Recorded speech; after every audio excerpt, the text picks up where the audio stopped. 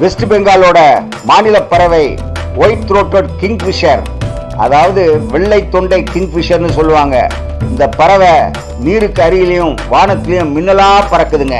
மேற்கு வங்காளத்தோட நதிகள், ஏரி, பசுமை நிலங்கள், அந்த வளங்கள்ல ஒரு வண்ண மின்னல் மறைஞ்சிருக்குதுன்னு அவன் தான் மேற்கு வங்கத்தோட மாநில பறவை ஒயிட் த்ரோட்டட் கிங்ஃபிஷருங்க.